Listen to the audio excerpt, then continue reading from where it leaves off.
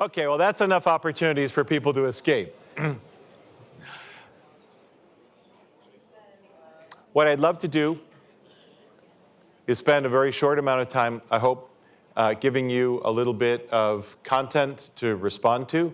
And then for me, the most fun is the Q&A part where we have an opportunity just to hear what's on your minds or to take questions that you may have about the school. Stump the Dean is a great example of things that can be fun for a group like this during reunion weekend. It's been a great time for MIT Sloan School of Management. It's an unusually easy time to be the School of Management from MIT. You hear the MIT president describing this as a time for MIT, a time when MIT resonates in the world. It hasn't always been the case that what people think MIT stands for ought to also overlap between that and what a School of Management ought to be about. But this is a time when that resonance is as great as it's ever been. And so we see people coming to us because we're MIT's School of Management. Not narrowly because we're a school branded the Sloan School and have a particular set of faculty and so on. That's been great to see. It's an important time to make the most of that and to continue to develop our truths and the ways we talk about those truths. So I'll show you just a few things about the situation as it stands. I thought it might be useful to start as a little bit of an extension with respect to the thoughts you just heard from Katie Ray. We are a place that is, on the one hand, about ideas that stand the test of time that you'll still be proud to know 20 years from now. But we're also a place that stands for innovation and entrepreneurship and that inventive sort of spirit. And it's kind of interesting and complex to bring those two things together. But one of the ways that they come together is around the deep knowledge that's created at MIT and an innovation ecosystem that has just been growing so dramatically. And for those of you, even if you left 5 years ago, and certainly if you left 10 or even longer than that years ago, this is a very different place. I mean the MIT environment than it was some years back. There are a set of external resources, an innovation center and laboratories. There are a set of maker spaces at MIT and just outside it.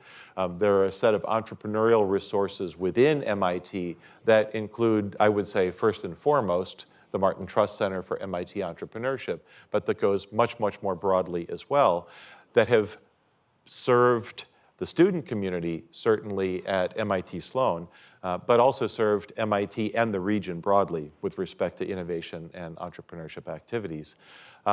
There are other measures of this. You can see a list of companies that, this is just a partial list, obviously, that have chosen to locate within literally a 10-minute walk of the MIT campus. And one of the dramatic changes that you see in the Kendall Square real estate market is the way that the price premium for rental space goes up dramatically if you're 20-minute walk and then 10-minute walk to MIT itself. And so, this list of companies would have looked different 5 years ago and 10 years ago. Yes, there are some that would have been here then, but Amazon wasn't here, Google wasn't here. The list of life sciences companies, these are just the large life sciences companies that have chosen to bet their future. I mean, these are, in many cases, the global center for innovation has been moved to Kendall Square, to this part of Cambridge, because of their sense that their future is better tied to MIT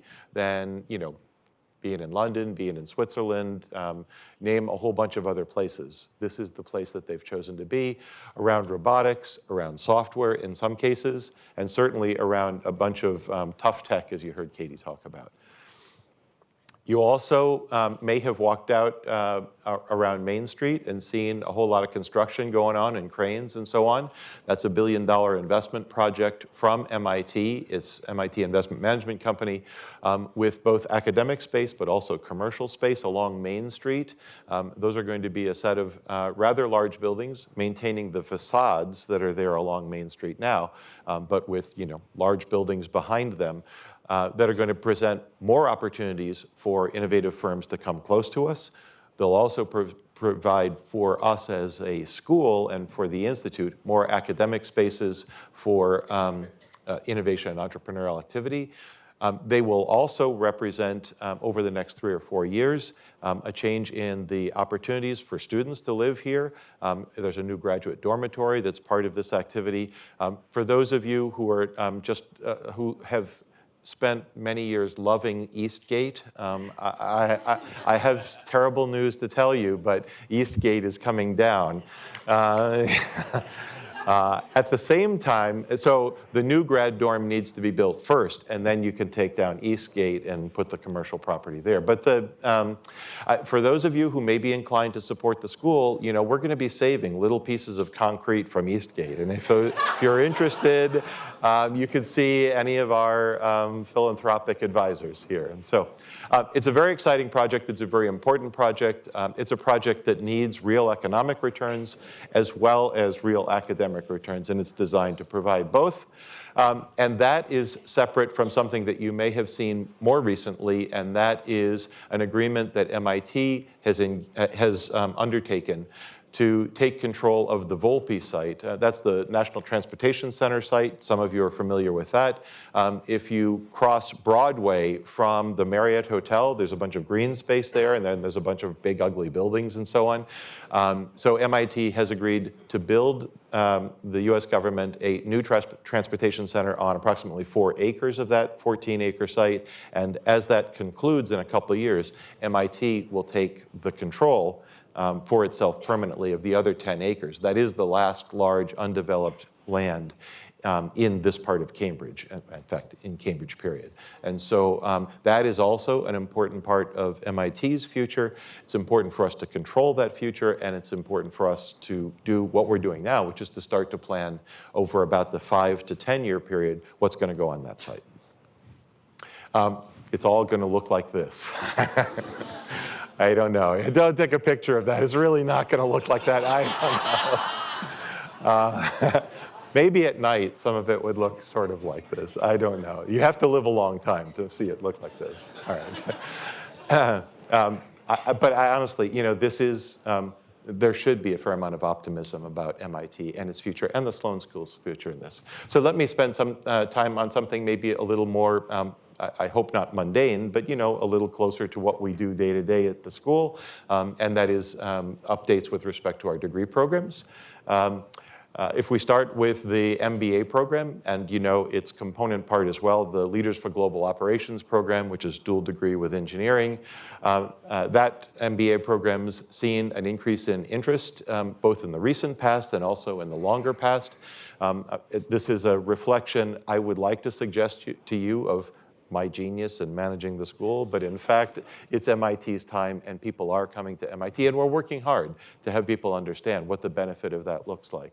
But we've seen about a 35% increase over the last 2 years in applications for MBA, and over the last 10 years. 10 years ago, we had 3,000 applications for our MBA program.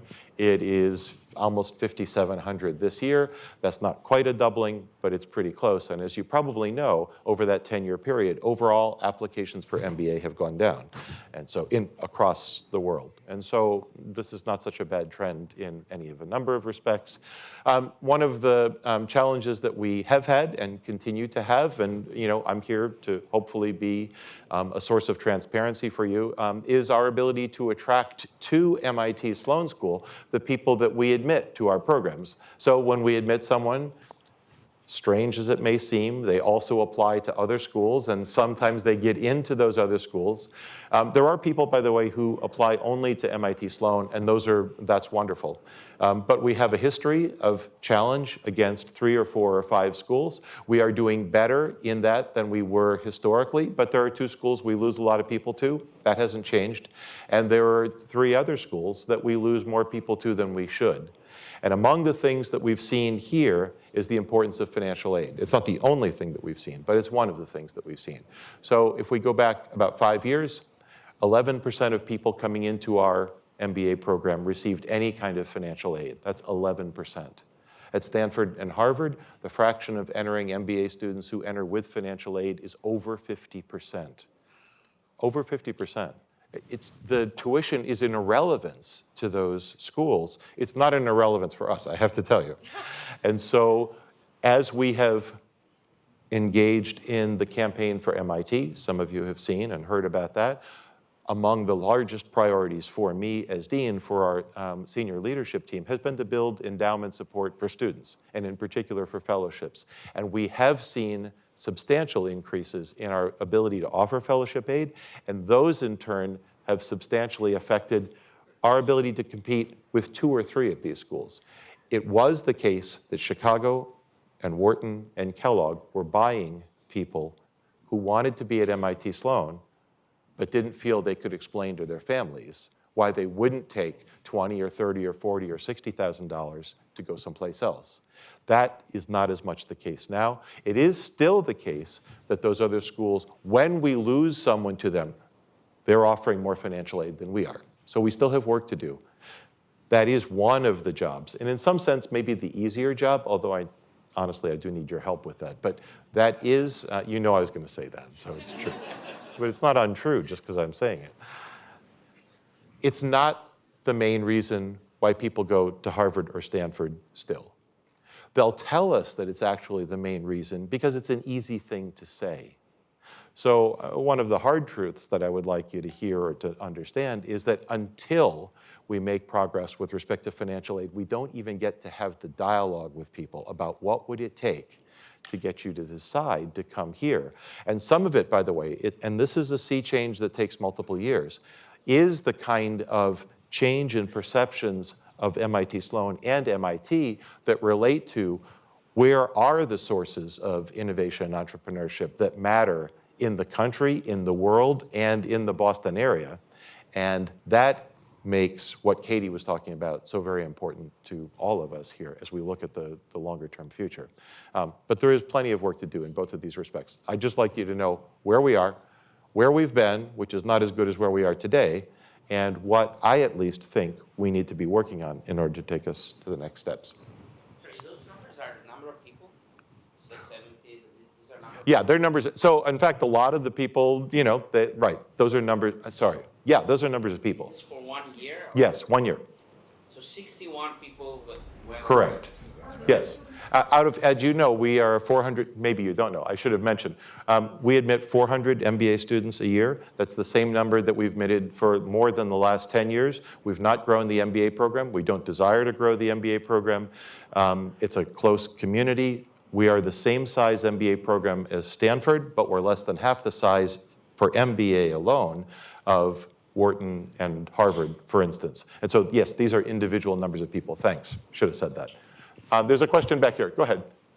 If the data on subsequent career success signified that the students that you are admitting are performing at least as well as the students that are going elsewhere, then you could jolly well forget about your competitive rate and be very happy that your applicant pool is so good that you don't really care where else they go, because the difference between the ones you admit that went to Harvard and you had someone else to come in to take their place, jolly well might be that he's better than the one you lost. So I think I focus more on that than these yield statistics. I hear you. So, and can I just embrace that in two respects? But I want to offer a point of caution as well. So it is, you know, I would suggest it's all too easy for a dean to stand in front of you and say, hey, listen, you know, the right people choose us, and if they want to go someplace else, that's okay.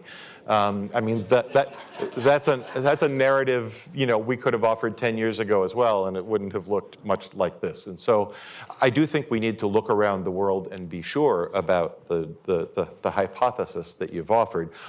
But one thing I'd like to offer that is in support of your hypothesis, and that is the culture at each of the leading schools is different from each other. And we have it, and this I can't prove to you, but I know it's true, and I think many of you know it's true as well. The culture of the students at the MIT Sloan School is a singularity in difference relative to all of the other leading schools. And they have some differences among themselves. The tensions around class, rich, poor, and so on are an order of magnitude lower here than they are at other schools. I could go on in a longer list. Our student leaders get to meet the student leaders at other schools, and they see what they're working on, and they see the challenges in those communities, and they don't see them here. And so some of that has to do with who chooses to come to MIT and how we talk about MIT as a place where really, it's mission-driven, it's not market-driven, all of that kind of stuff. If you go back 10 years when our buildings were terrible, and I hope that you might say that our buildings are not so terrible today, we weren't so worried about that, because if people were coming to MIT, I mean, really, they're all in. So now, with those darn buildings, I don't know who of you made that happen, but I joke, we kind of have to make sure that if someone comes here, it's for the right reasons. So let me embrace the point that you made along those lines. Let me take maybe just one more question and then try to move us along. Yes, please? With respect to win and loss, what about the European schools like a Cambridge? I mean, these are what an economist might call, or a game theorist might call, separating equilibria. I'm not saying that they should be that, but I mean, they are. Now, also consider that it's among people who chose to apply to both schools. And those numbers are not so large. And there are some people that should be interested in us that are thinking only of those European schools. So they're not in our admit pool, right? But the facts are, I mean, if you look at the other US-based schools, if you look at, except I didn't list Berkeley here. Berkeley has come up a lot for reasons that you might imagine. And so on occasion, we do lose people there. But if you look at the other prominent US schools or the prominent non-US schools, we just don't lose people to them. All right.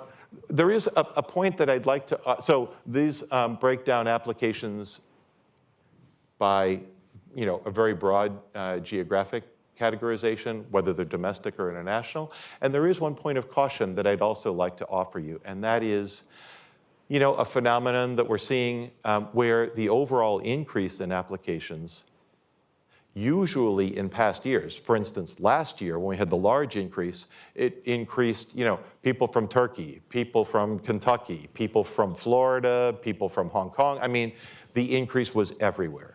This year, the increase was not from everywhere. Large increase in domestic, or a good-sized increase in domestic applications, and a modest decline in applications internationally. And some of you have probably seen some of the headlines about, sky is falling sorts of things about US business schools. Our incoming class this fall will be 41% non-US. That US counts permanent residents, but 40%, was 41% last year. It'll be 38% this fall. That's, I don't know, 3 percentage points doesn't change in itself the overall character of our community, but it's not nothing. And for those of you who like to, statistical, it is a statistically significant difference. It's also, and I won't do the long version of this thing, but what this shows you is a look at the different rounds of admission. And it is the case that in the first round of admission, which closed about November, international and domestic applicants, these are admits, but applicants and admissions, it's the same pattern. We're about the same as last year. After December, so December to February, that's the period in which international applications dropped. I'm not trying to make a political statement, I'm just saying that's what happened. And so, I'm honestly not. I'm not saying it's a coincidence, I'm just saying it's a fact. And so, it's incumbent on us not just to say, wow, those are the data, I hope they get better.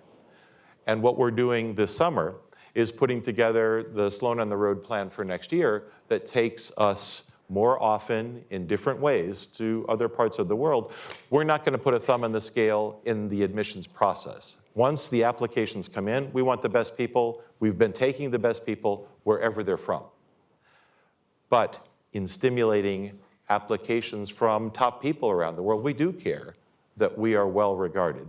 The questions that we're getting from people, can I actually get a visa to come and study? I mean, this used to be from some people. These questions are now from all people. Can I get a visa to come study? how welcoming is the community, and where will I likely be able to work? And we have to be honest about what we know and don't know about the answers to those questions. And certainly among the things we know is how welcoming our community is, which is extraordinarily welcoming. And so being visible, and this, I just want to be clear with you, this is not a story about 6 or 7 Arab Middle East countries. This is everywhere, except domestic. So, yes, please, go ahead. Thank you. Is there any kind of efforts among yourself and your peers in other academic institutions to address this proactively, this decline?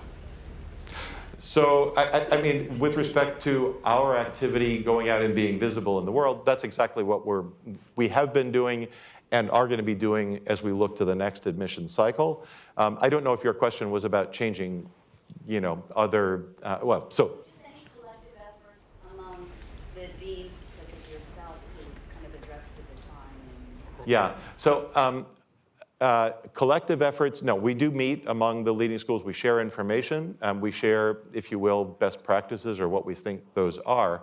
I think it's an interesting question. I'm not stimulating applications is a place where we're challenged to work well with each other. And so,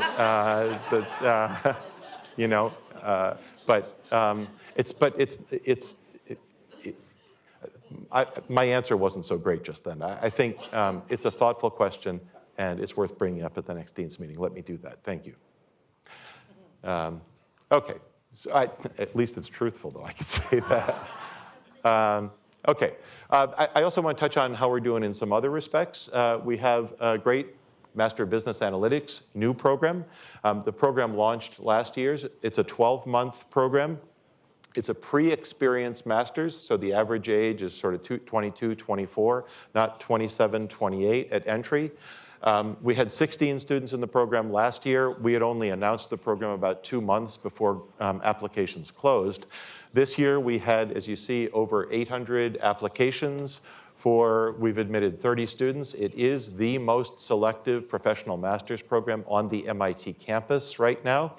Companies, as you may imagine, are really, really, really pretty interested really in the graduates of this program. So the average GMAT is 800. I don't know. But look, this is not the whole truth, because as the statistic just above it indicates, you can sneak into the program by taking the GRE instead of the GMAT, and you only need to get 168 out of 170 on the GRE in order to get into the program. And I want to emphasize, communication skills matter a lot as well. These are not just, people who can only do mathematics. These are also people who are interviewed who do well with respect to, all the communication skills and so on. And it is a very interesting program. It's also, by the way, a reflection of our desire with our pre-experienced master's programs to have them serve as a platform to talk about the greatness of MIT, to talk about the distinctiveness of the MIT Sloan School, and to help with the branding issues that we believe over time will make us a leader, including in the MBA program. But that, of course, takes time. Okay. A number of other things are changing in the more senior degree programs that we offer, the Sloan Fellows Program and the Executive MBA program. Both of those programs are about 15 years of experience as people come into the program. Senior programs, people average age 40. They are increasingly needing some help with career management, not so much because they're being outplaced, but because they're seeing new opportunities for themselves, and they want the help to pursue those sorts of opportunities, including in some cases entrepreneurial opportunities. And so there's a tension around that, as you can imagine, for sponsored students, but getting that right is a new landscape of opportunity for us. We've decided to put both of those programs under the same person as a director, as an executive director, and because it is important for the Sloan Fellows Program, mostly non-US, and the Executive MBA program, mostly domestic, both very senior executives, to be able to come together and get the best of each other. And we're working on admissions there. I also want to touch on the undergraduate program and an important change that we've seen there over the last 12 months. You may remember that we are, in fact, a major, essentially, for MIT undergrads, course 15, but not so fast. It is now, 15, because we are MIT, 15.1, 15.2, or 15.3. And in fact, the other parts of MIT are going in exactly the same direction. They're sort of parsing these majors out to be more specific in terms of the choices that people have. We've known for some time that people at the undergraduate level were interested, often not as a single major, but as a double major, bringing finance into the mix of things that they were interested in, and there was no option for them to do that, including to take various courses. And business analytics, as we've seen interest in it at the master's level, we also wanted to reflect that at the undergraduate level, including in some cases to allow us to offer courses that would do a great job of mixing both of those populations, brilliant MIT undergrads with pre-experienced masters and so on. And so what you see in the right-hand chart here, for sophomores at MIT, which is the first group that could meaningfully choose a different kind of path, juniors and seniors are already locked into what they're doing. There is greater interest, and the interest is really in the kind of new specific sort of flavors, which is no big surprise, perhaps. In online learning, I'm just going to briefly touch on the fact that we continue to develop MIT X and the Sloan School's offerings within it. Some of those offerings, I hope as you might imagine, would very much relate to innovation and entrepreneurship. And some of those offerings relate to data and analytics and the stuff we'll still be proud to know 20 years from now. So it's that kind of yin and yang we talked about earlier, that mix of the kinds of greatness that this school and MIT more broadly should offer and I think do offer. And you see that in those online courses. We also, in executive education and management, offer, of course, custom programs for companies and shorter modular kinds of programs, a few days or a week and so on. That's about a $30 million, $35 million a year operation for us as a school out of a $200 million total. And we have a partner to continue to rather substantially expand those modular offerings for companies and for learners in general. That's more the for-pay part if you think of the MITx as the part where you learn for free. Both of those are growing. They're growing for different kinds of audiences and in different ways. Let me briefly touch on faculty, really only to say that we have a faculty that don't look like the faculty at other schools. They work across business function boundaries. They don't think of themselves as much as finance faculty or operations faculty. They think of themselves as people who are megalomaniacs who solve really big, complicated problems. And that's how they're seen by leaders at other schools as well. That is, we are perceived as a place that is unusual in the faculty that we have. If I can tell you just as a tiny point of pride, we were reaccredited by the organization that does this, the AACSB, Association for Who Cares. And that it was about a year and a half ago. The chair of our reaccreditation committee was our alumnus, the dean of the Harvard Business School, Nitin Nuriya. And when he came and led a 3-person team, the others being from Stanford and Wharton, they met with faculty. We put together a dinner. Faculty talked about the research that they're doing. Food and water safety project in China being led by the Walmart Foundation and the leading academic institutions in China and the Chinese Communist Party, because if you don't have them, you're not going anywhere. The way that technological innovation is changing economic development in sub-Saharan Africa, just projects like that, activity like that. And at the end of the dinner, Nitin from Harvard turned to me and said, Dave, how do you get your faculty to do this kind of project? Because I can't get the Harvard faculty to do it. Now, of course, the answer is, I don't do a thing. The faculty do what they want to do. But we talked about culture in the student community. The culture in the faculty community is also a singularity among other schools. And sustaining the best elements of that singularity is really important. And we think a lot about what are the ways that we do that. Mind and hand, I mean, it's truly very much alive here. Not, sort of mind for this person and hand for that person, but that megalomaniacal desire to say, I'm not making a trade-off. It's going to be both. That's how you make big impact. One of the things that's very much changed is the ways that we support those large impact-oriented faculty activities. And there are a set of centers that have been around here at the school for an extended period of time, but there are a lot that are quite new.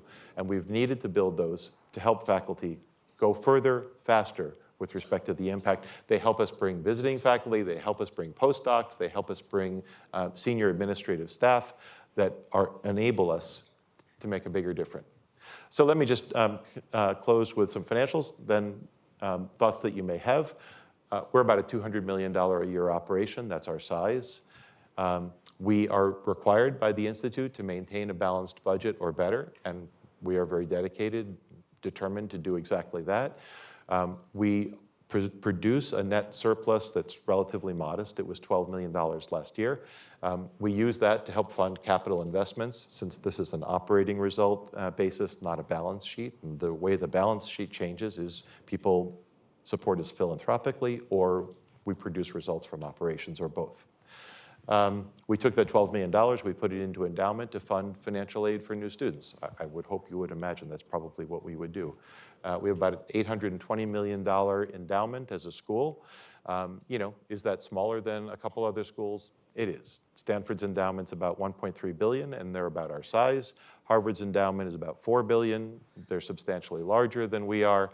But, the Wharton School's endowment is about our size, and per faculty basis, it's much lower than ours. And so we have the ability to compete as long as Harvard continues to misspend a lot of money. Actually, I shouldn't have said that, because that's not really, they do that. But they also do some things that we don't do. So the Baker Library there is the source for the history of the development of management practice around the world. They do that for the world. None of the rest of us as schools do that. So thank goodness, from my perspective, that they do it, because history matters. And thank goodness that they're not spending that money on other stuff that would more compete with us. I want to touch on the annual fund. It's an important way that we keep ourselves going as a school. It's also an important way that you have chosen to support us, many of you. We do a variety of things with the support from annual fund. We support degree programs, we support students, we support faculty, and we do visibility and outreach, which includes greater alumni engagement, more alumni events.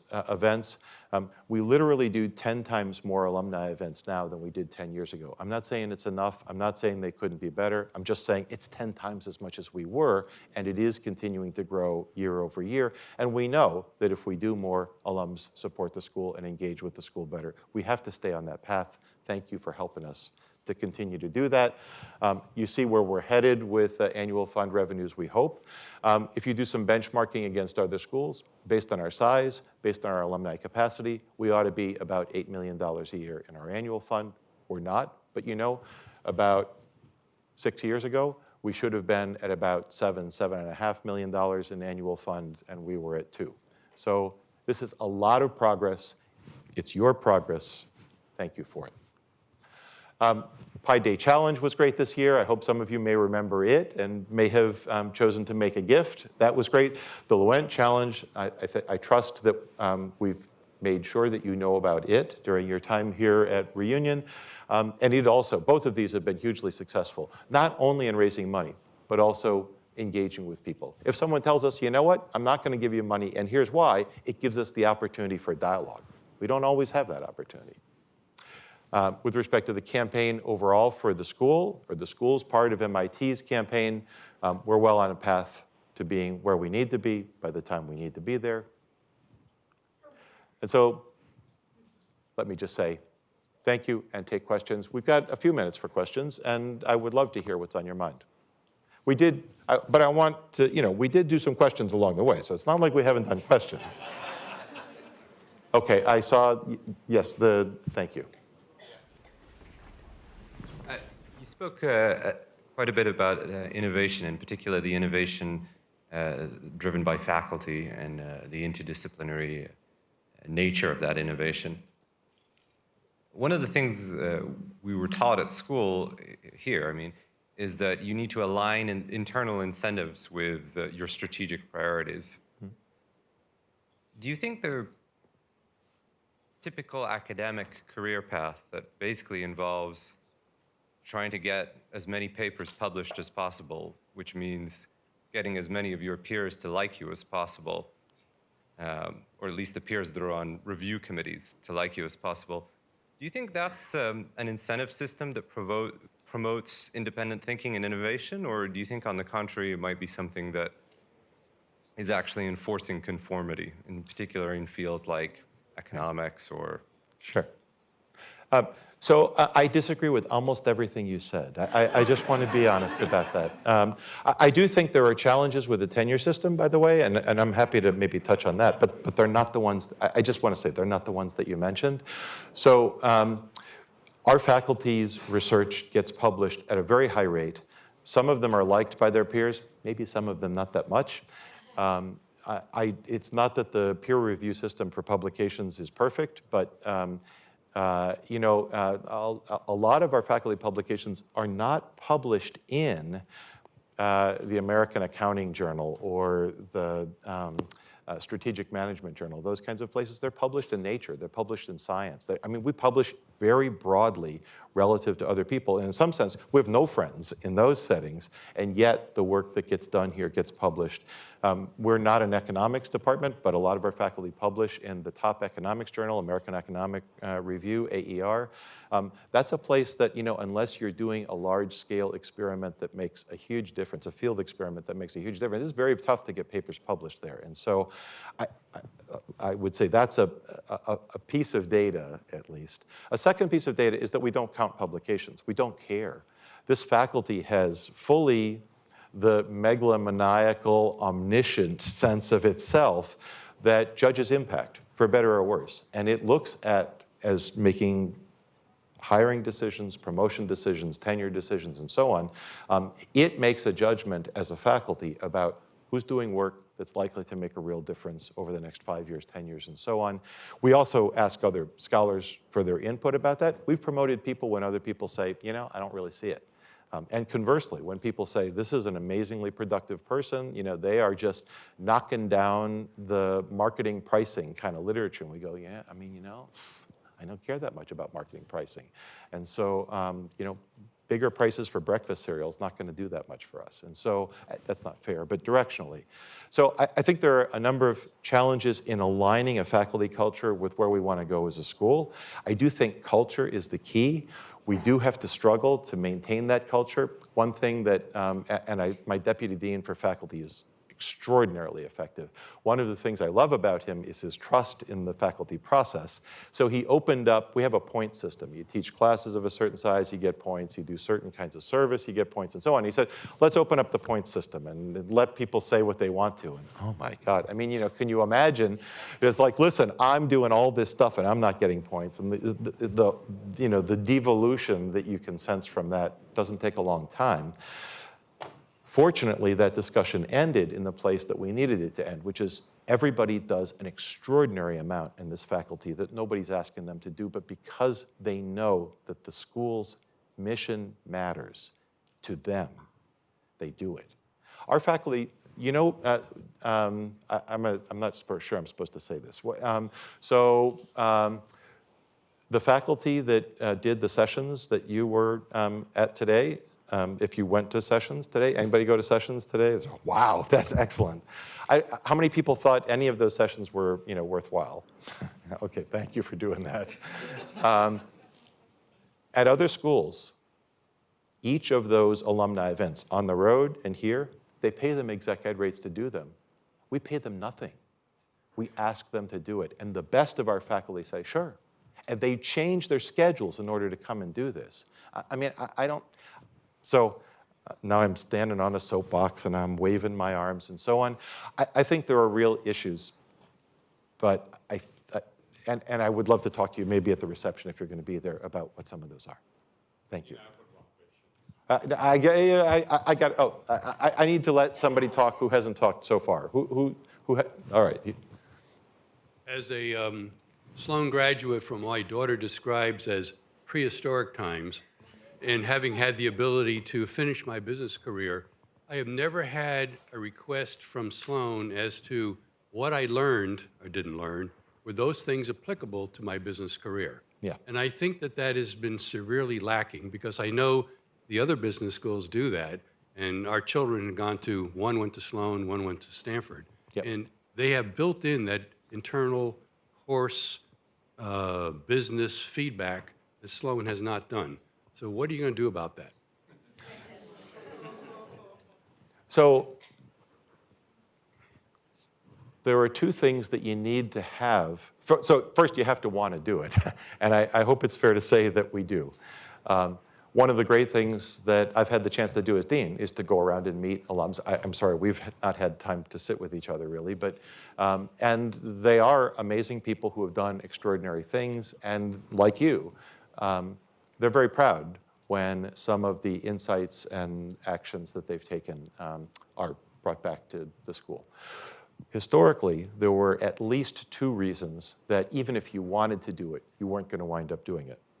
One, we didn't have the outreach to alums at any scale that would have allowed that to happen. So someone can keep me honest about this, but 10 years ago when I started as dean, I don't mean to say nothing was happening before then, but we had 10 people, as a tiny external relations group, mostly, you know, keeping the trains running with, I mean, it was not serious with respect to outreach to alums. It wasn't. And we're still a work in progress, but we have amazing people, and we have 2.5 times as many of those people, and it's still not nearly enough. And until we build that capability, we don't have anyone to come talk to you other than me. And I can only talk to a certain number of people. I do spend 2 days a week on the road, but that's not going to be enough to meet the need. That's one piece. The other piece that we haven't had historically is the ability to take that content, those insights, and to turn them into enough usable things for a web presence that's a modern web presence that reaches out broadly, for publications that are interested, like SMR, in using the stuff that comes out of here, which is more the case now, but still needs to be more than that, and with respect to developing modules for our students, that develops more of those modules in-house rather than, you know, buying or renting content from other places. That, too, we've invested in. That's probably 20 times what it was before, because it was almost zero. We need to still have more of that. All I can tell you is that I do care about what you're talking about, and I know that it's valuable for our students and for other alums who have the chances to see and hear this. One of the opportunities I took in 2015 was to go around talking about what I think MIT Sloan means, and to use alumni voices to do that as they talked about their experiences. And we had them by video, we had them in person. It's not enough, but I do care about what you're talking about. After you solve the financial aid issue, Yeah. wouldn't it be pretty obvious that this is one of the next issues you're going to have to solve in order to keep the culture the way you want and building the ability to attract the kind of students you want? So I think, as you can see, we've been investing in both of these activities, not waiting for the financial aid issue to be solved, but we will continue to do that. Thank you. Maybe do I have time for one more question? Because I know that there is, at 5 o'clock, the Innovation Showcase, which is a very cool thing, and I hope that you might decide to stay for it. But at the least, I need to be out of this part of the room by 4:55 or so, or even sooner. So right in the middle in the back, I see a hand. Could you give us a flavor of where the graduate students end up? Yeah. Because I graduated in 2007, and there was a very heavy weighting towards investment banking and consulting at the time. Sure. And I wonder if that has changed, especially Yeah. given some of the conversations today. Great. Did everybody hear the question? The question was, that wasn't your fault, but the question was, where do our graduates go? And in particular, career and type of, job and so on. I'm going to answer mostly for MBA. There are other programs. We have a broader mix of programs than we used to. But where MBA students go has changed quite a lot. It's changed only a medium amount in finance. If you just count what fraction of our graduates go into finance from MBA, it's never been very high for us. You know, it's been 20, 25%, you know, if it's 18 to 20% rather than 20 to 25. But within finance, what are they doing is somewhat different. and there's wealth management, there's fintech, and so on. So that mix is different than it was before. Consulting continues to be a place where some of our graduates go. That's not news. McKinsey is one of our top 5 employers, and other consulting firms are there as well. A big change over the last 10 years and over the last 5 years on top of the 5 to 10 years is the large tech companies who are desperate to have our graduates, and I'm happy that they are. You saw who the graduation speaker perhaps was yesterday. I mean, he's not just a nice fellow who has nothing to do with his time. Tim Cook is here because he cares about attracting the talent for Apple from MIT, and that very much includes the Sloan School. I see him once a year in Beijing, of all places, and that's what we talk about, is how can they do a better job of attracting our graduates. Amazon is one of our top employers as well, so those large tech firms are another piece. Entrepreneurship is another piece. It's not typically more than 5 to 10% of our graduating class, nor should it be, as when you count pure startups. But we've left one significant piece out of this, and that is rapidly growing, innovation-driven firms who are not yet large, but have passed the entrepreneurship stage. Some of those are in Kendall Square, some of them are around the country, some of those are in other places in the world. More and more of our graduates are going to a setting where they're the only person that holds an MBA, but it's not a pure startup. So growth firms care about management because now they have to, but they want someone who they believe has a sensitivity to what the CTO is saying as well as what they as CEO seem to want. And that's been a very sweet spot for our graduates. And in all honesty, it's something that we could do a better job tracking people to be really good at, because it's different than being an entrepreneur. It's different from working for GE. It's different from working at a venture capital firm, of course. But that's where they're going. Unfortunately, I feel I really do need to kind of bring this session to a close. I will be at the reception at 6:30 in the lobby of E62, and I hope that I may see some of you there. I may even see some of you 5 years from now if we get the chance.